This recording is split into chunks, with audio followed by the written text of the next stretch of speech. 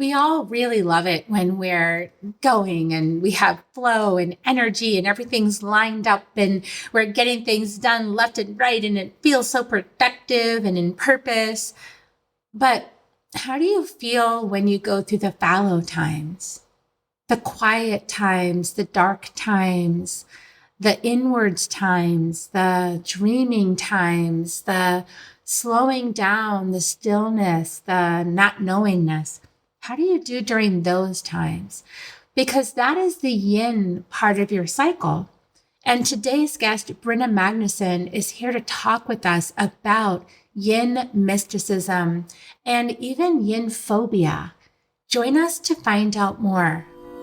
Soul Nectar Show, the Soul Nectar Show. You're invited, delighted to discover who you are.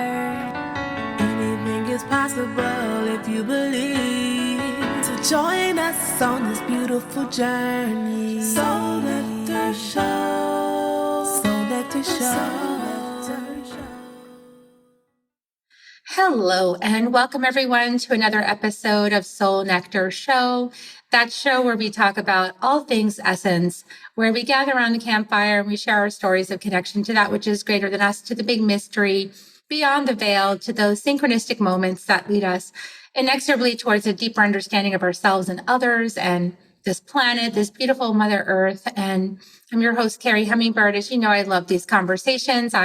It's my jam. I've been doing this now over 7 years, and I'm just really today feeling this call to yin, this call to the sacred feminine, this call to being held and supported and lifted and in floating down the river and letting it guide me, being guided. I'm so excited for today's guest because she's kind of all about yin and yin mysticism and even yin phobia. Can you imagine that? Like afraid of yin, afraid of surrender, afraid of the feminine. It's just kind of like, why? But we're going to explore that today. And today's guest is Brynja Magnusson. Welcome, Brynja. Thank you for having me. Brynja is an author and an illustrator on topics of energetics and mysticism and spirituality. Over the last 10 years, as she's apprenticed in these modalities, she creates illustrated guides to bridge others interested in pursuing the same niche areas of study. She created animal totems and the I Ching. Oh my gosh, I love the I Ching. The human design deck, Yin Mysticism, and the Vesica Piscis, and Incarnation Cross, a guidebook for purpose archetypes. She publishes her own visual notes in the form of guidebooks or divination tools as a way of both learning and sharing. And for 10 years, she's been studying and using tools such as the I Ching. And as you guys know, in inner medicine training, the I Ching is the backbone of the gene keys. And the gene keys are what we put inside our mesas from the Karo shamans. We put the I Ching in the mesa. It's like the Himalayas inside the Andes. It's so awesome. So love the I Ching. After several life-altering spiritual encounters in nature, resulting in her recovery from chronic illness, the study of spirituality has been Brynja's sole focus and career through modalities such as human design, shamanic initiations, Eastern spirituality, manual therapies, Nahuatl, the Toltec rituals, and nature immersion. So really beautiful to have you on the show with us today. There's so much more to know about Brynja, and you can find that out in the show notes. And so I've got connected with you, Brynja, through a student who saw what you had to offer and was like, oh, Carrie, you'd love this. And she was right. I did. And I'm just curious, where do you want to begin your story of sharing with us your journey to these modalities? And then we'll go into like some really nice depth on the modalities themselves. Well, it's a long story. I'll give the most interesting spark notes I can give. But in my early 20s, had a couple of really spectacular spiritual experiences, and then it was off to the races. There was really no other career path, but you don't evolve into any kind of, it takes a lifetime to learn anything. It's an ever-evolving journey. So as I'm still learning, I'm still in my process constantly trying to find tools and understanding and explore all these different ancient practices of spirituality. I figure while I'm on that journey, I can share what I'm learning because I've been privileged to be given the talent of creation and art. And so I can use that as a vehicle to help myself learn and help others learn. So when I started doing an apprenticeship a couple of years ago over in France in the Pyrenees with a shaman over there, as I was learning, I would just continually take notes, illustrate them. They would become my own reference guides, and then I would publish those reference guides. So I've come out with a few of those now, and it's beautiful to see that there are other people interested in collaborating. You know, that's the idea. We're all just trying to figure it out. We're all in our own personal spiritual journey. And if we can share as much synthesis of information as possible, the more the better. So the last couple of years has been very much focused on yin. That's been kind of the mission. You know, it's like with creativity, sometimes these missions come along. And I've just been incessantly thinking about yin, the mysticism of yin, why yin is important, why it needs to be resurrected as a central focus of how we interact with our entire lives. It's this principle that we all know about it. We all generally understand yin and yang, but we aren't taught all these yin methods, strategies, ways of walking through the world in every single modality you can imagine, that there's this yin way of finding success and bringing abundance to your life. And it's talked about in some ancient religions, like Taoism really is kind of the yin religion from my perspective. And so I wrote a book about yin. It's coming out now, and just discussing a couple of these, about 50 of these major topics where we can bring yin into our awareness as something that is pervasive, yet pushed to the back. And if we can bring it to the front, we gain a whole new dynamic of how we can live our lives, how we can win fights in a yin way, how we can get our career in a yin way, how we can change the way our brain works in a yin way and interacts with our body in a yin way. And it's almost been like a methodology for my own understanding of how everything works. So it's been a very interesting journey into this world. And I'm trying to talk about it a little bit because it's an interestingly difficult topic to broach. It's a deep, vast, broad area. So I'm making these little videos on TikTok and Instagram, and you found one of them. And I was talking about yin phobia, which is another very interesting area where we brush up against yin in our life, but maybe we don't see the secret meaning behind what it's asking us to do. Yeah, I can tell you, it's like your yin is one of those things is so large and so amorphous that it's challenging to actually talk about it. But I think we can get practical. I mean, like, for example, in your business, when you're running your business, right, as a divine purpose business, there's ways of doing things from like that action center, that, you know, that sort of individualistic, like the thrusting forward into something. And then there's ways where sometimes if you take the yin approach, things happen, they just drop right into your lap, like really easily. Mm-hmm. And I could say, like, for me, my yin would be maintaining my altars, like simply lighting my altars every day with intention, and maybe even some singing and chanting over my altar for my community. It's just a way that I build the energy of the community. And then that community now, that energetic becomes like a pulsing force, a pulsing energy, a pulsing magnet, let's say, that then magnetizes interest, you know, and then so I have certain key points where people can jump into the circle and be with us. And those will then sort of flower And people will drop in out of nowhere that I didn't even know were listening to me. Like I had never met this person before versus like the yang energy. I used to like maintain a list of people specifically that I thought should be in the program. And I would go after them and like invite them and continue to invite them and continue to invite them, which is like kind of invasive, right? And they're like, no, I'm not, not yet. Or no. I mean, even if they were a yes, they'd be a no at that point because of the energetics. Yeah, that works sometimes. And certainly for some people, that's very effective for them. So you're talking about attraction, and attraction is the yin manifestation method. So if you ask someone, how do you manifest? It's always in yang terms. Oh, well, I go bang the door down. I go out of the house. I go communicate with people. I go make it happen in this very active yang way. But there's a whole opposite way of drawing in, which is wooing and seduction, and creating this attractiveness, which you talk about the gene keys. I don't know if you're familiar with human design. Human design really outlines an attraction strategy through projectors. Projectors, their energetics are built for attraction, except that's not really taught in human design of how do you actually use the mechanism of attraction in a very proactive way.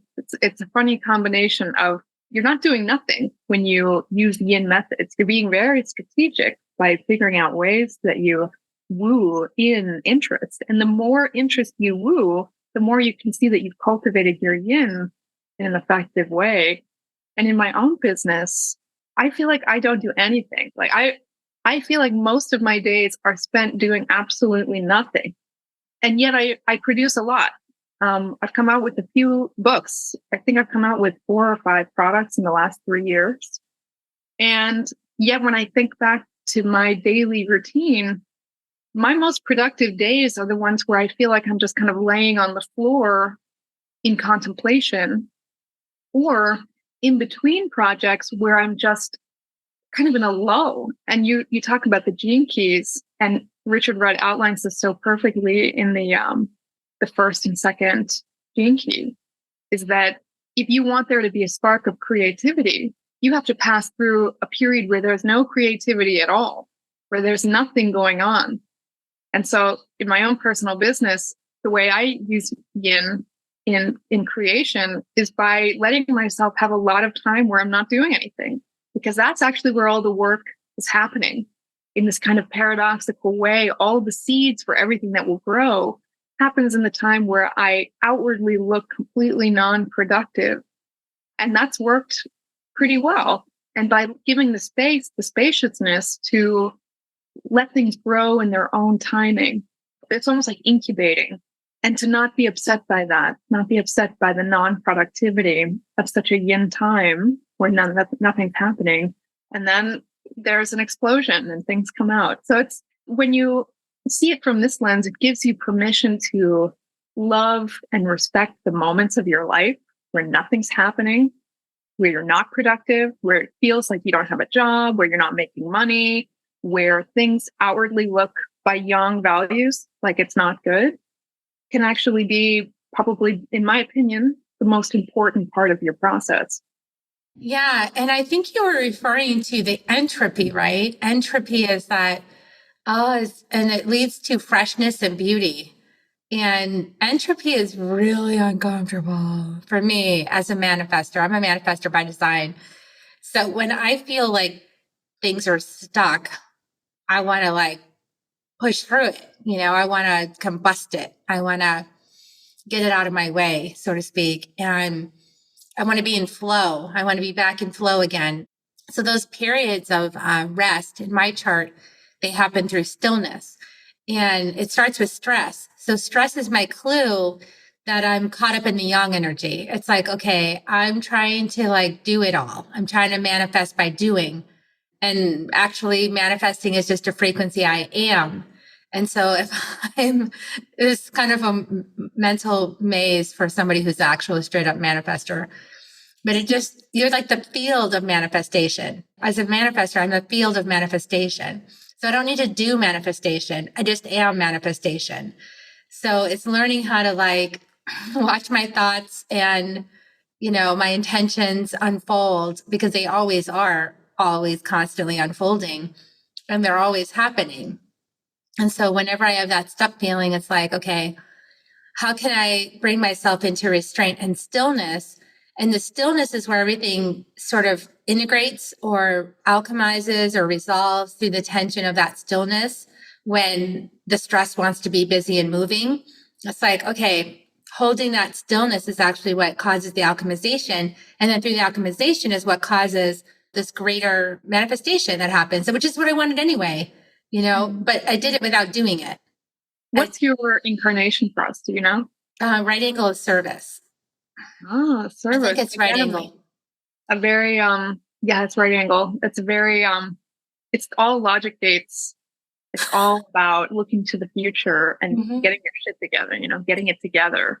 Yeah, it's planning, and it's kind of like because I'm here, and many of us that are in this, by the way, many of my people in my audience, we're the artists of the dream of life. Like we're the, as the Toltec said, the artists of your dream of life, except that we're also dreaming the dream of the planet. So we're people who are here visualizing what's potential 7 generations from now or more, and creating that potential by manifesting it now through our dreaming and our knowing that it could be so.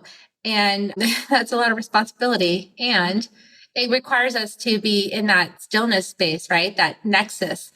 That is the yin, the nexus space, otherwise known as the cosmic womb of creation, and not being too attached to any one potentials that might be coming forth in a dream, right? So you have the 52 very prominently defined in your life. You have the archetype of stillness. I find that archetype so interesting because it really points out that all the growth of your life will come from the moments where it seems like nothing's growing, but that's actually on the inside, everything's growing in that moment. But that can be a challenging archetype too, because if that's very prominently defined in your life, you're going to go through a lot of moments where stillness is kind of imposed onto you. And then you become wise by navigating moments of stillness and then busyness back and forth. Yeah. And I've noticed that what you said too is that in those moments of stillness, it seems like nothing's happening, but a lot is happening on the inside. Like I'm aware of a ton of things happening on the inside, things moving around. I'm a sleeper in, so I'll sleep in because I know that some of my best time happens if I just sleep in and I just let myself rest and kind of go in that in and out of the dream state, which is the opposite of what all the coaches tell you to do. They're like, oh, get up and get started with your day. And I'm like, that's not my way. Like my way is to lounge and to just dream and notice the dreams that surface and kind of come in and out of that for a while. And it feels like the mainstream calls it laziness, or they don't understand that it's actually really potent. Laziness can, I think, be one of the best propagators of everything else in your life happening. But that's a whole complex topic, and we can get into the whole human design aspect of it. But like you said, you find that more things happen for you when you're in your stillness, if there's stuff going on inside. And this is one of the principles of yin, is that within yin, within stillness, darkness, nothing happening, like the winter period, whether it's a winter of your soul, winter outside, just when things get really quiet, maybe in between cycles where really it's like, oh, well, everything's died. There's nothing going on.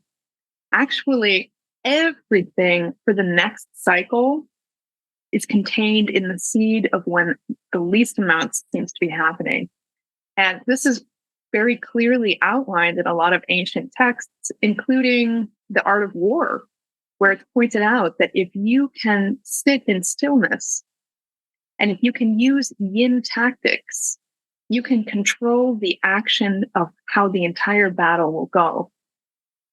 So by becoming comfortable in stillness and yin tactics such as stealth and yielding and waiting and just letting things be still, there's so much control and power that you have over when the cycle starts to become more active, and that it is actually the best time to align to the entire life cycle of what's coming next after the period of stillness. It's all within that quiet time. But it's very difficult to see it that way because it's obscured. And that's what I found so interesting at looking at all of these topics of yin, is that you look at them and it's very hard to pull out a meaning because yin obscures things, including its own meaningfulness. So you have to really have someone point it out that there is actually a deep meaning going on, So with stillness, there is a deep meaning going on there. All of the growth and action is actually inside that stillness. And with yin phobia, what's the meaning of being afraid? What's the meaning of the fear that yin engenders in so many people? And I would say that it's like a compass needle. The fear that you feel about yin is also deeply connected to your deepest desires and the most meaningful work that you have to do, your purpose of your life. It's going to engender this kind of fear and fear of yin things. And with all of these topics and all of the phases of yin that we go through, whether it's winter or chaos or endings or beginnings or grief or separation, they all have this kind of secret, obscure, dark gift that comes from them. And we don't learn that there's the value there. And it makes it harder to go through these dips, these yin dips in life. We associate them with painful or bad or evil, when in reality, you just can't see what you're gaining from it while you're in it. It's kind of like being in this dark cloud. And then once it passes, the meaning comes. Yeah, I would say what you're really bringing up for me is when I was maybe in my mid-teens, I was diagnosed, manic depressive, because I would go through these phases of being like super high energy, super able to accomplish a lot of things and be really on it. And then I'd go through these other periods where I'd be like really depressed and like down in the doldrums and wanting to sleep all the time and like really, really, really low. And so of course, the goal was to stop that, stop that cycling and just flatline. And that's not actually leveraging the cycle. I think that in nature, we see the cycles all the time. We see the winter when nothing's growing. We see the spring when the buds come out. We see the summer when everything's alive and in motion and really beautiful. And we go to the beach and we have fun. But we always also need to come back to the hearth. And so it's like coming back into relationship with shamanism is actually what healed me, because I realized the moon has phases. I have phases. The planet has phases. I have phases. And my phases are not wrong. My phases are authentic. And to learn to trust those phases and know that you're going to come out the other side of that fallow period, that quiet, period where it feels like I just don't have any energy, or I just need to rest, or I'm sleeping 15-hour days, or that's okay. That's part of a cycle. That's part of something natural that's happening. And it doesn't mean anything's out of whack or incorrect because it's not showing up like, the same quantity every single minute of every single day, right?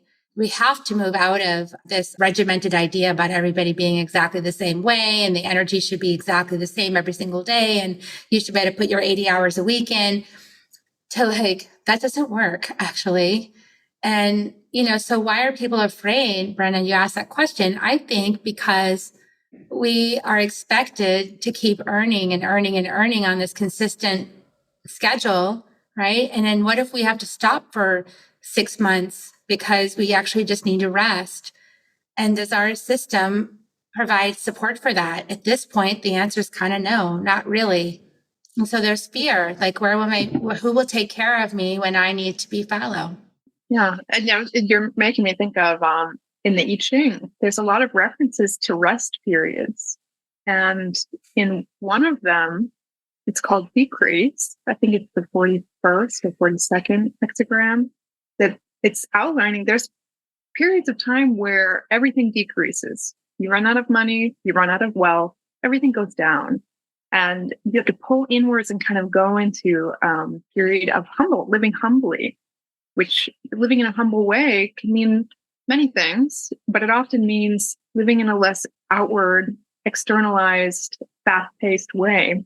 And it explicitly describes that when you go through a period of decrease where you don't have a lot, your heart and your soul is deeply nourished. And that's very healthy for you. And while it will be a little bit uncomfortable on the surface to not have as much for a little while, not have as much fun or excitement or money or whatever, energy, you're getting an internal nourishment. And that's another part of yin, is you get nourished by it. Yin is a very nourishing phase of any cycle, and it's recovery and rest. And we don't value that. We don't value that rest and not doing and letting things just be still, letting yourself not be productive, letting yourself just receive is what actually will feed you being able to do more later. But it's just not taught. It's not taught that that's valuable. And it sounds very obvious, but when you actually come into those situations, it can be hard to remember that and say, no, this is all right. Even if it's not valued as a society yet, I can value it. I can know that my worth has not decreased. Just because we don't have a cyclical society that values things going up and down periodically, the up and down means sustainability. You don't have a sustainable cycle that's always going up. A sustainable cycle that's always going up will eventually crash. And we all collectively know this. We all know that this constant speeding forward will lead to a collapse. And we can all make the choice in our day-to-day life to embody decrease, to know that when we do go through a decrease, it allows a healthier increase to come back around. And that's letting seasons come into your life, whether that's physically living by the seasons or living by the seasons of our emotions, of when we need to rest, when we're feeling up or down, when we go through periods where things don't work out, that it's completely okay to go through winter. In fact, it's completely necessary to go through a winter in whatever cyclical cycle you go through, whether that's a creative cycle, a work cycle.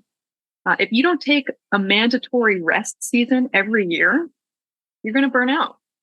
But nobody does this because it's hard to do it, to just say, I'm going to take a period of my whole life and just downshift for a nice long period of time so I can self-work, I can heal, which will lead to me having more productivity later. It's hard to do, but it's necessary. It is necessary. You can build it into your weekly schedule. I mean, what I've done with my own schedule is I have my classes on Saturdays and I have one on Sundays. And so that's when I have to be available, right? And so that means that the rest of the week, I have these options with what to do with my time. And if I'm feeling really good and I'm feeling alive and vibrant, I can do interviews. And if I'm feeling really tired, I can rest, right? And so there's like that plenty of space built in. And even like letting myself off the hook of those as expectations as an entrepreneur, like, those ones where you're supposed to post on Instagram like every single day, or you're supposed to maybe. What if I'm the moon? What if sometimes I post and sometimes I don't? Then I'm the moon, right? Yeah, the ebb and flow. And this great example, if we go back to the yin phobia topic, is that when we look at the fears that we have of yin, we can also pair that alongside the most desirous aspect of yin, because I think everybody has this. There's things that we deeply desire about yin. We really want it. It's attractive to us. And then there's a part of yin that we really don't like, and it really scares us. And I think that tells a story about each person's work that they have to do. And one example of someone who has this phobia versus desire of yin is a friend of mine who is very afraid of not being productive. She deeply dislikes not working. She wants to rest, but she can't seem to stop. And she's just constantly studying and working. And she's really quite a productive woman. But her deepest desire is she wants to be like a yogi, like a nun. She wants to be this meditator for her life, like her career.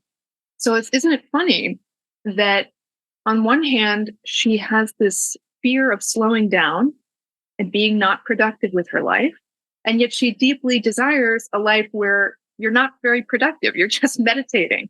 And so what does it mean to put these side by side? And I think my understanding of it is that for her, the journey is finding value in doing nothing. That's what these two things together outline. And so to your point about how do you balance your career, that's what she's learning. And that yin aspect in her career, it's on the periphery. It hasn't necessarily come in yet to be something that's embodied.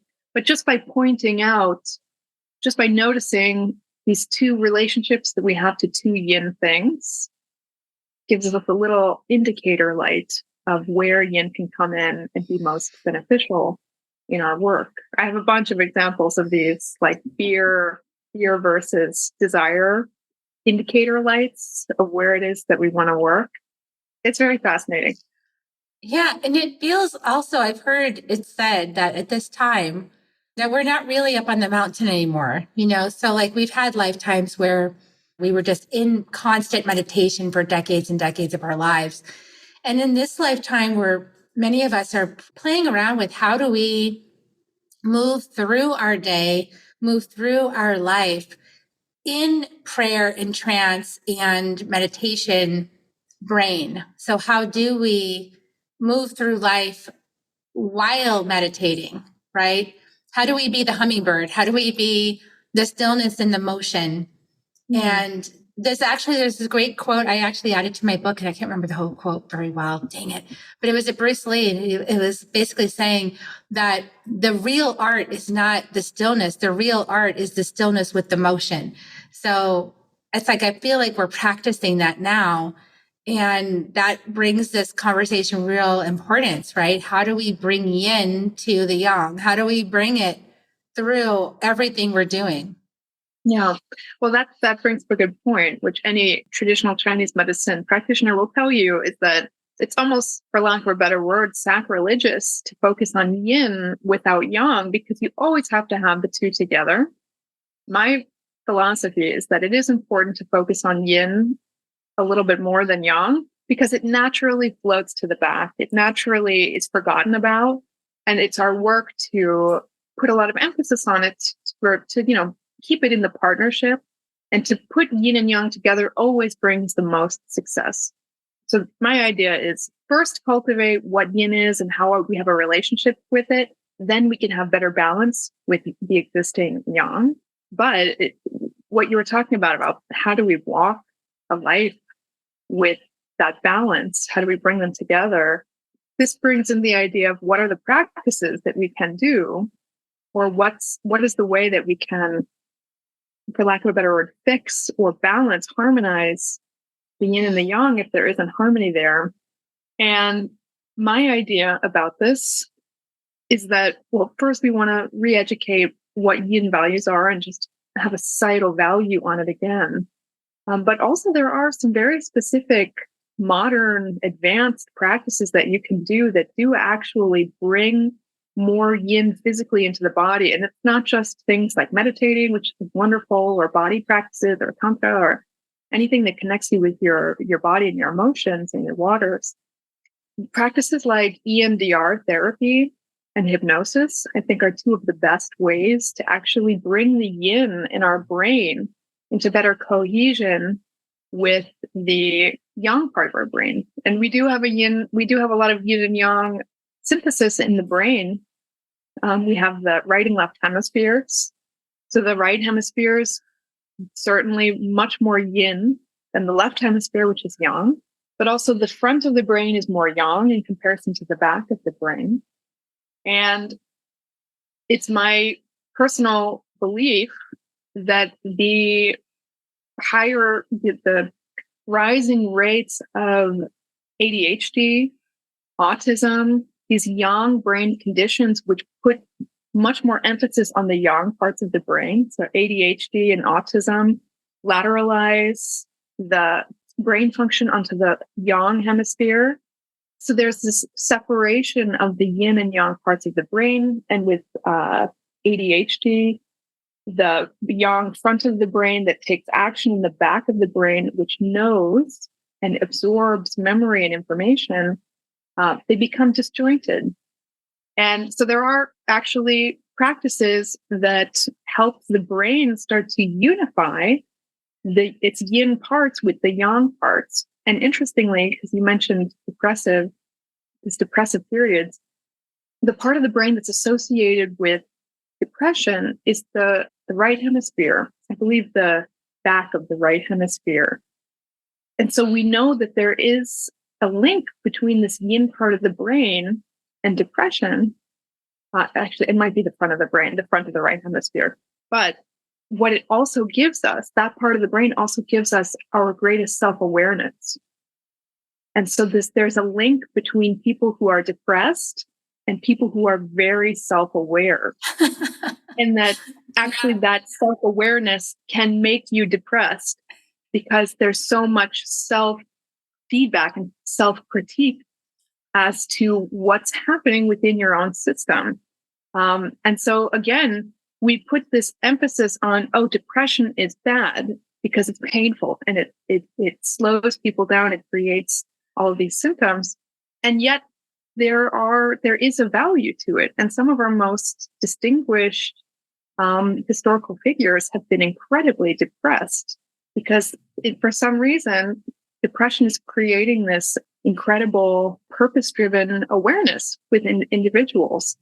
So again, it's this, we all put all this negative connotation to things that we associate with yin or painful or bad that actually do have their secret obscured value. Yeah, they have a lot of value. And I would say, I was laughing when, like, the more self-aware you are, the more depressed you can be. It's true. But it's kind of like going through that self-awareness and allowing yourself to feel and really dive into those knowings, right, is what actually clears a lot of energy from our systems that is under the surface. And the right brain has 98%, the subconscious has 98% that we don't even know what it does. Well, what if it's storing content until we have a chance to just be still and let it process and integrate out and be felt and witnessed on its way out, that kind of thing. And when we get really still, that's when that can happen.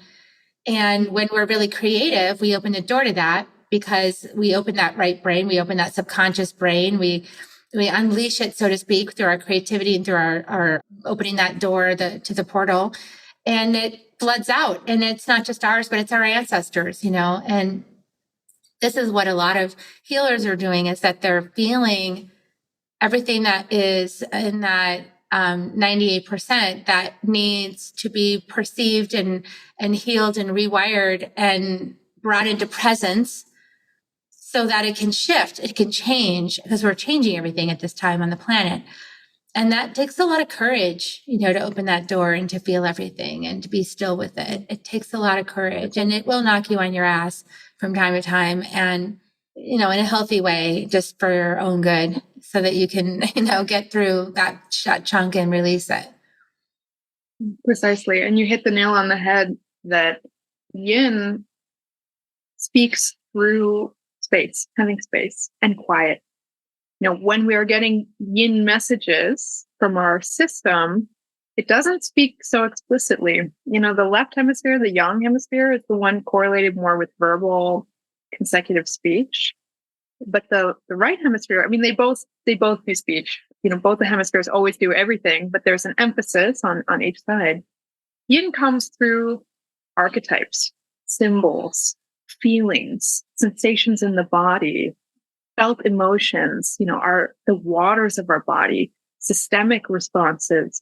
So if we want to hear what's going on in our system that's going on below the surface, we want to know this subconscious messaging, there has to be room. There has to be quiet.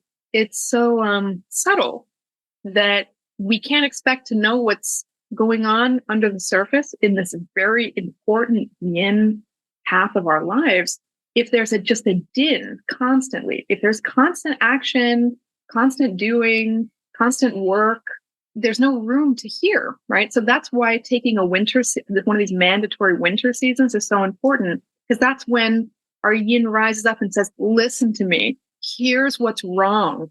Here's what's hurting me. And that's also why a lot of people don't like to slow down, right? Because when they slow down, all of a sudden the things that hurt, the things that they're suppressing, say, hey, this isn't right. And now I have a voice. Now you have to listen to me, to these subconscious pains. This is also why I also used to hate winter, because when winter comes up, you have to feel everything because things get quieter. And with time and work, it can get a little, when you make space for it and you keep working at it, it doesn't have to always be so painful. But so taking the space to allow these feelings and emotions to come up gives room. It allows for better communication. And I was going to go somewhere else with that, but I completely forgot where I was going. But you got it exactly right. It's very important to allow quietness. And for example, during the coronavirus pandemic, we were all forced into a bit of a yin season, a winter where we're not allowed to go out. We're not allowed to have fun. We're not allowed to go out into like clubs or partying or drinking. We're not commuting. We're not slaving away in an office. So all of these distractions, which make it really easy to not listen to these subtle little voices, are gone. And then everybody at the same time, which is incredible, everyone was starting to have this self-reckoning of, am I comfortable with my life? And a lot of people started to hear, no, I'm not. No, I'm not. I'm not comfortable in my relationships. I'm not comfortable in my home, in my location, in my job, or I'm not comfortable because I haven't fleshed out parts of my life that are more internal. And so everybody had to listen to the rising yin coming up during this period. And I think it benefited a lot of people. It was uncomfortable, but it benefited us by forcing us to slow down enough to notice what isn't working. And that's another reason why it's so important to get into that still, slow, nothing happening phase, is that when you get there, the things that aren't working are going to make themselves really clear. It isn't fun. Not fun to notice that something's not working, but it's very necessary to just sit with it without being able to just run away.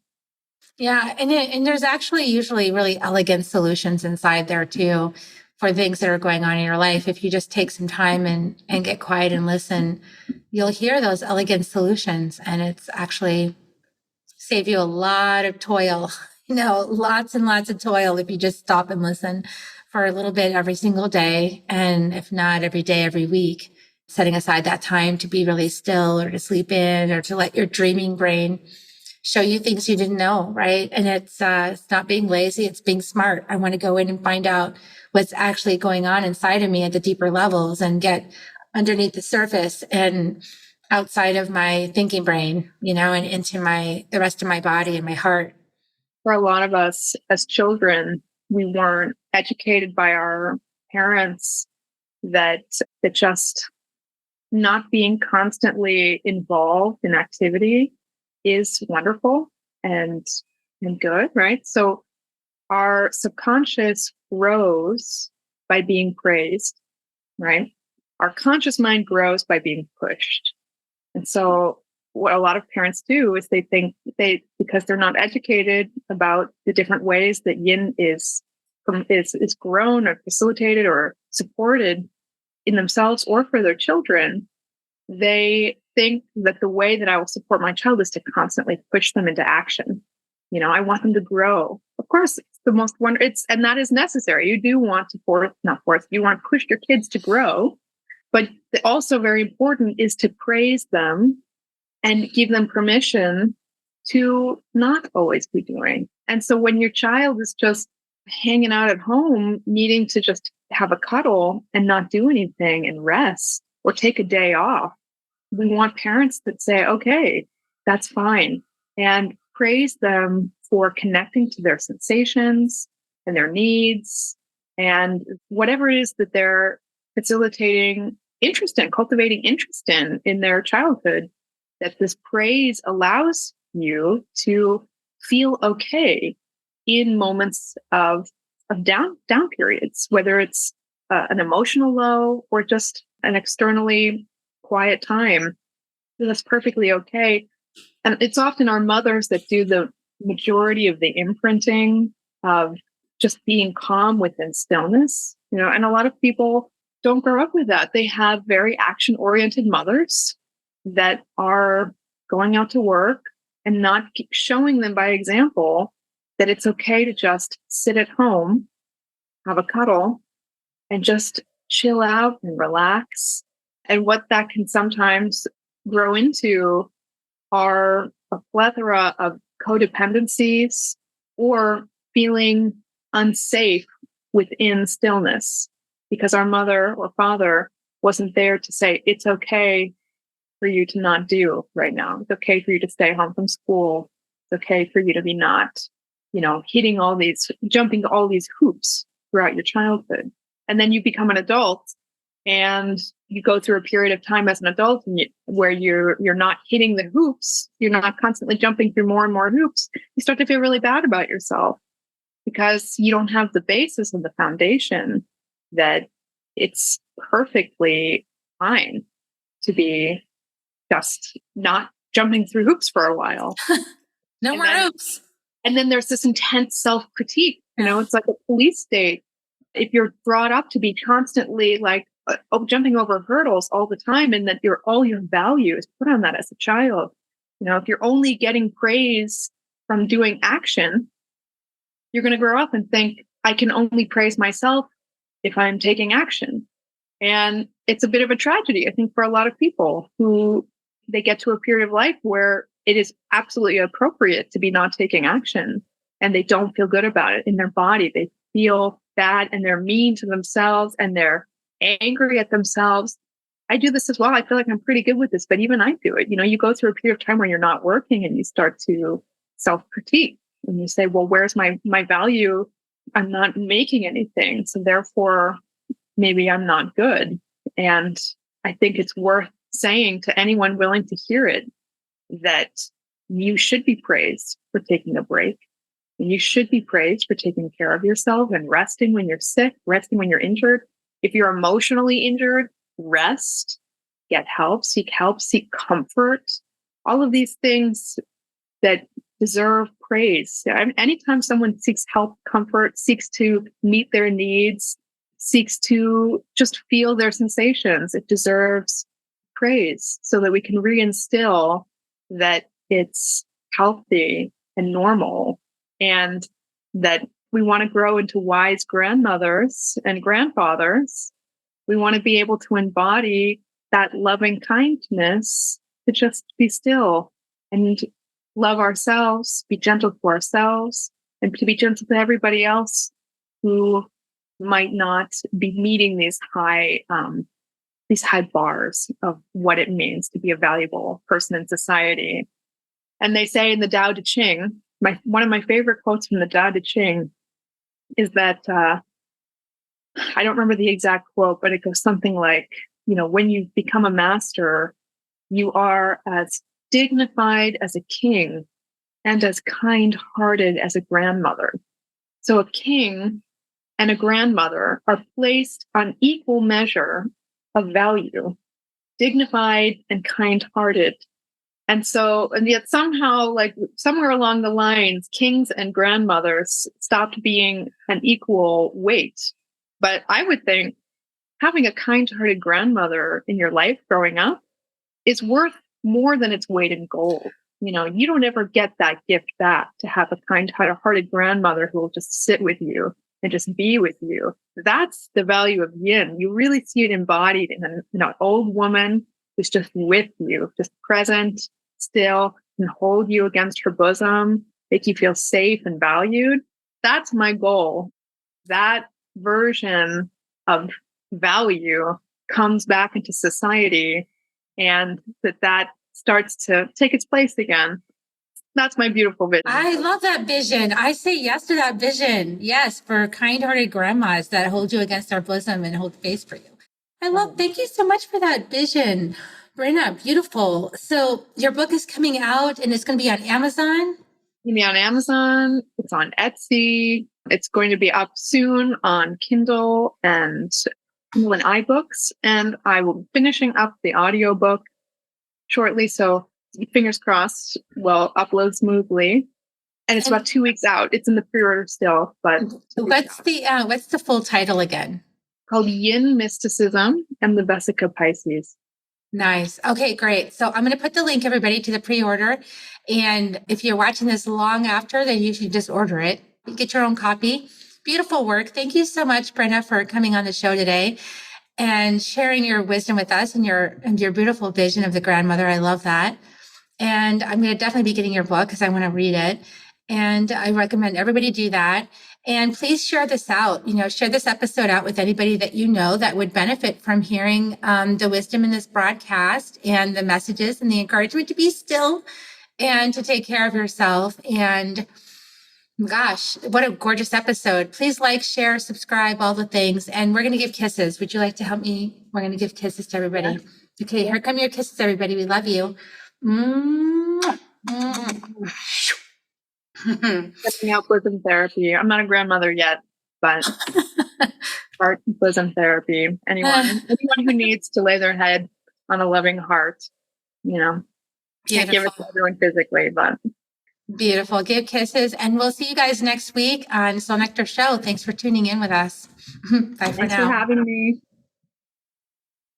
If you found even one gold nugget in this episode of Soul Nectar Show, will you do us a favor?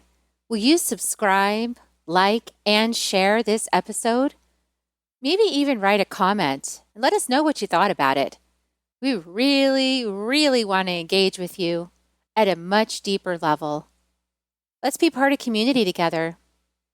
Have a great week, everyone. Bye for now. To dive in deeper to nourishing conversation, visit soulnectar.show. Soul Nectar Show. Awaken away to show. Take a sip from the drip of nectar, from the source of who you are.